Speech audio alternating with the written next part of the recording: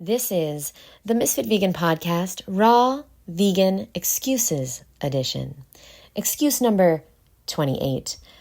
I get peer pressured from friends and family to eat more than just rabbit food. Okay, well, we're going to talk today about boundaries and how to set them.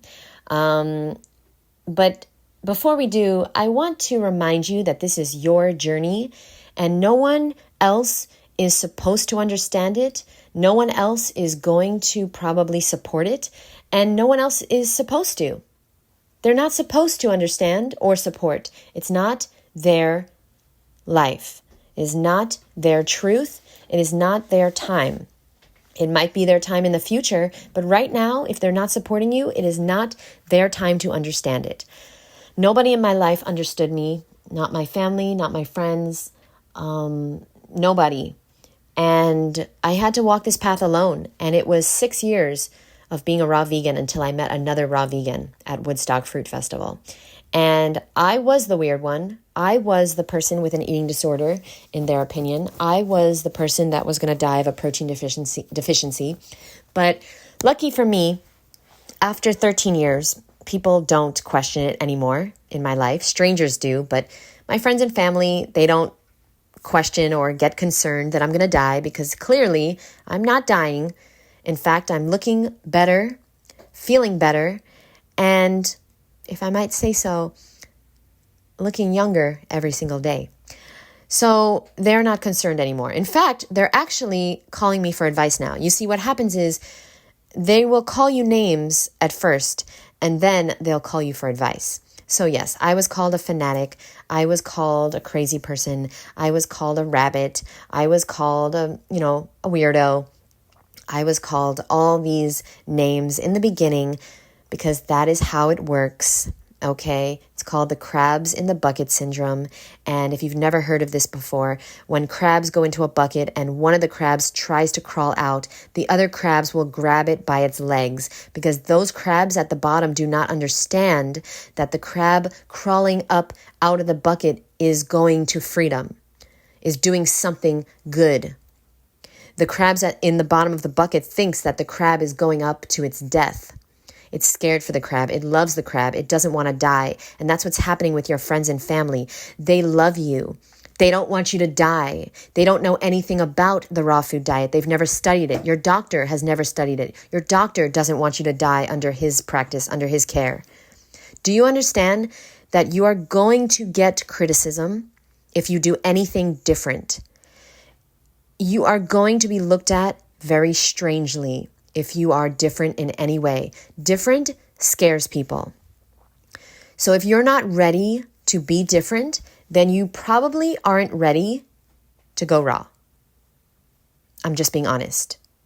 If you're scared to be different, if you're scared to be looked at weird, if you're scared to be called names, if you're scared of criticism and judgment, if you're scared of people's opinions of you, you probably can't be a raw vegan.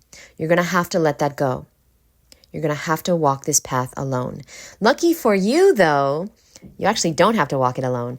I have a community called Misfit Mondays that I highly recommend you check out, because it is a place that I've created, a private community that I have created to help people from all around the world meet other raw vegans, okay, or high raw vegans. You don't have to be 100% raw to be in my community, but you have to be 100% dedicated to your health and well-being. And so I'd recommend you check that out, www.misfitmondays.com. It's an amazing place. We meet once a week on Monday for a 2-hour meeting. We have a private Facebook group, and we actually work out 4 times a week on Zoom together. So check that out. And yeah, that's the podcast. Boundaries, right. So if you are getting pressured from your friends and family to eat more than just raw fruits and vegetables, then I would recommend you stop sharing your journey with them so much, because that's actually going to backfire, okay? If you just eat healthy and don't announce it and don't say that you're only eating raw, it's probably a better idea, okay? You're also going to have to set your boundaries with them, because the truth is that no one can force you unless you're underage. perhaps your parents can force you legally, but if you are over 18, nobody on this planet can force you to eat or not eat anything you want to consume. Something I recently heard Lou Corona say, which was really good, was that he would always go to Christmas dinner every year, and his family would pressure him to eat cooked food, even though he wanted to eat a raw food diet. And what he did is that he called, one year he said, enough is enough. I've been eating raw all year. I don't want to eat cooked food. And so he called his mom and he said, listen, I really want to come to Christmas dinner with you guys, but I am not consuming cooked food anymore. And if you guys are going to force me to eat cooked food and make me feel guilty for not eating your food, then unfortunately I cannot join you for Christmas dinner this year. Which would you like me to do? Would you like me to stay home so that I can eat the foods that are helping me feel better, look better, and live a better life? Or would you like me to come to Christmas dinner and bring my food and we can all enjoy the time together? And that is how you set your boundaries. You must stand up for yourself. Nobody else is going to. You've got to set your boundaries. And you can say them in a nice, kind, calm way. And people can decide if they want to respect your boundaries or not. I'd recommend you write out your boundaries first, okay? You write them out in a journal or a piece of paper or on your phone. Write it out how you want to say it, and then say it out loud. And start practicing standing up for yourself. Start practicing expressing your boundaries. Now, if you don't really want to eat a raw vegan diet, you'll make the excuse of, I can't do it because my friends and family peer pressure me to eat other foods. But the truth is that you don't really want to eat a raw vegan diet, and you're using that as an excuse. You're using company as an excuse.